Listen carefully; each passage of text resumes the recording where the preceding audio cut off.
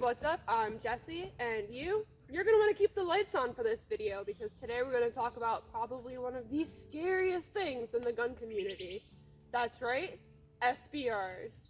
And to make it even spookier, SBRs with a can. No, Maisie, not that can.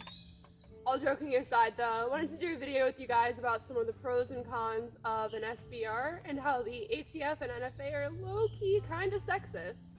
So with me here today, I've got a Strybog SP9A3. Yes, I know this is not an SBR. For the duration of this video, say SBR, I largely mean SBRs and pistol braces, both just small compact weapon systems. Currently on this, I am running a YHM R9. Over the suppressor, I have a JTAC Industries handguard extension, along with the HB Industries folding charging handle and their locking charging block. So believe it or not, this is actually a Spec Precision Airsoft D-Ball PL clone. I did pot it myself, and surprisingly, like over 1,000 plus rounds later, it is still running perfectly fine. The only problem is that their lasers aren't zeroable. But if you guys are interested, maybe I can make a video showing you how potting it would be done. And no, this is not a vertical foregrip. It is in fact a Troy sock hand stop. And then back to the HB Industries, I also do have their short stroke buffer and the reduced weight trigger spring kit. Finally, I just have a SIG Romeo 5 on here and a tail hook brace. So this thing runs like an absolute dream for me. The biggest benefit of an SBR is obviously going to be the size. Someone with my stature, I'm tiny, yeah, it's gonna be a huge game changer. And while this is smaller, more compact, you would assume that would mean less weight, which is not always the case. You can see here that with the current setup that I have, the Strybog compared to the AR, this is actually a little bit more weight. But because of the length, the lever arm on the AR is absurd for me, whereas this I can keep in close, compact, way more easy to maneuver, way more easy to sustain and manage that weight without causing any of the fatigue on my pathetic spaghetti arms. So even just the conversation of basic fatigue aside, an SBR is going to let you have more maneuverability. If you're talking about a real world scenario and not just target shooting like home defense or something, an SBR is going to let you keep tucked in, give you some advantage around those tight corners, small spaces. Bog here is a bad example. This is obviously a 9mm, so probably not what you would prefer in self-defense, in a home self-defense situation.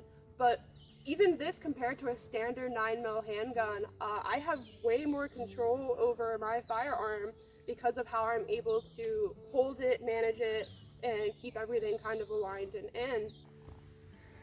That's terrible. Why would I ever do this? Jesus Christ.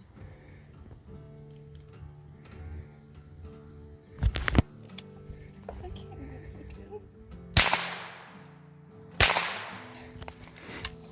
Christ.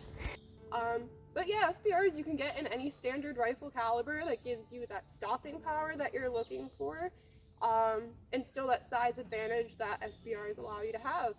And a good real-world example of SBRs being beneficial are the Marines in Fallujah. Prior, they were using full-size 20-inch rifles. Afterward, you saw this switch over to 10.5, smaller sizes, because of how much of a game changer that actually was in real applications and how much more common short systems have become for the military, especially if you look at something like SOCOM operations or like the guys who are really going out and doing a lot of more advanced operations.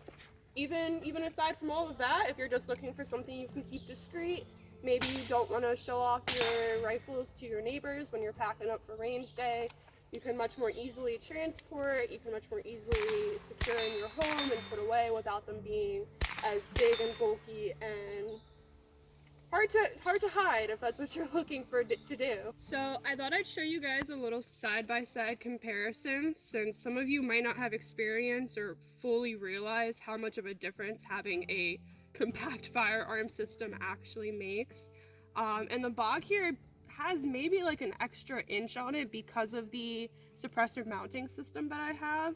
But even with that, you can see how much more tight and small this is, and how much of a difference that would make for usage.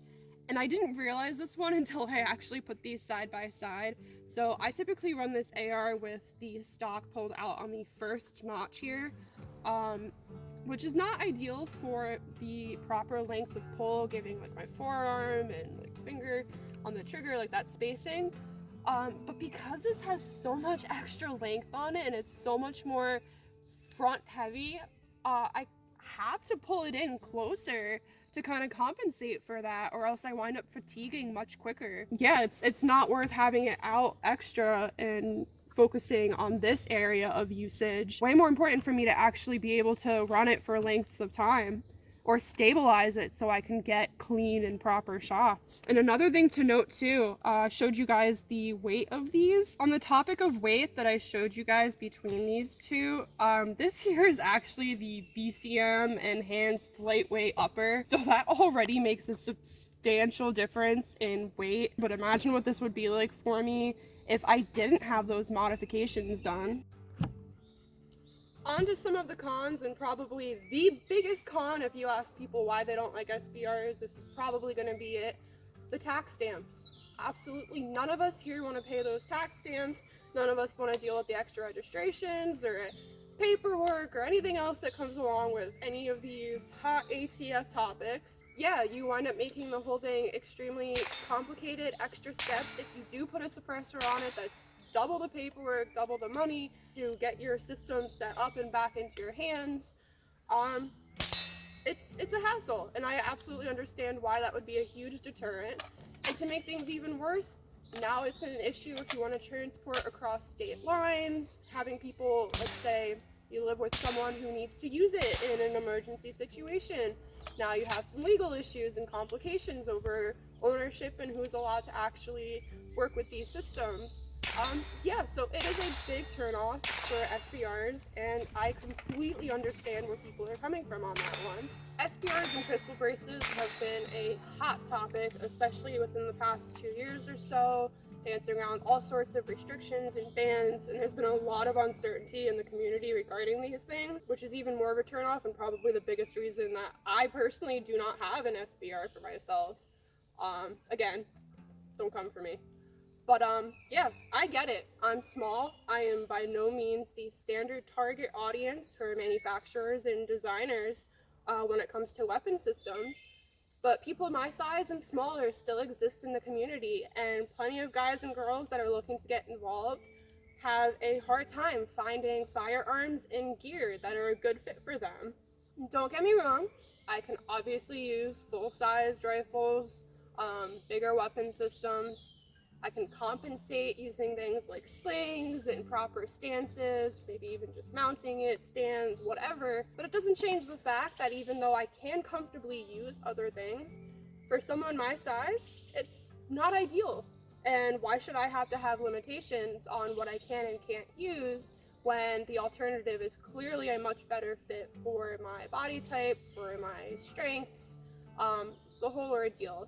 Having restrictions like this puts a huge barrier of entry on the community. It's going to deter a lot of people from being involved. It's going to scare a lot of people off because, well, maybe their first few experiences are with a firearm that's way too big for them, that they can't properly shoulder, therefore they can't properly stabilize, and now they just had a spooky, scary experience and don't like firearms anymore. And even too, in a safety standpoint, if you give someone something that they can't properly compensate, that's a risk for everyone around them. And on top of that, you're putting a barrier to entry on just costs, because you have to deal with all of the extra tax stamps.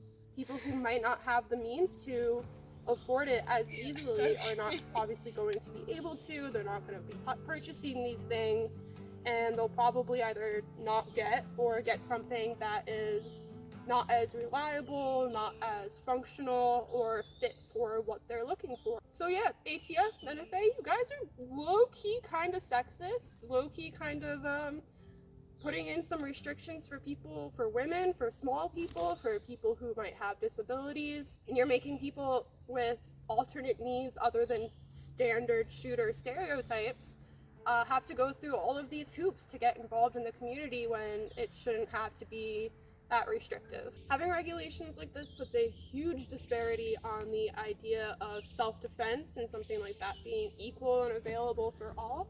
Again, I am tiny, I understand that, but that's even more reason why something like self-defense tools should be more readily available. I'm already at a huge disadvantage compared to someone who might be like 6 foot, swole, even just the standard average guy who might not be like a meathead muscle man. What am I gonna do? And it's kind of just, you know, absurd that I would have to go out of my way and jump through all of these extra hoops to get something that would be safe and viable for me to use. And before someone tells me to just, you know, work out, get good, get swole, you're right, you know, I can get some better forearm strength and work on so I can stabilize and shoulder better.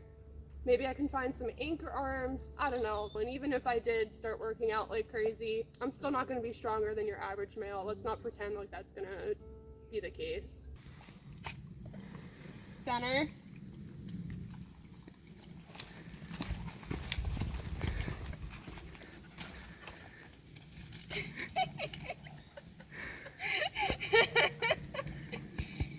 The focus we're getting. Yeah.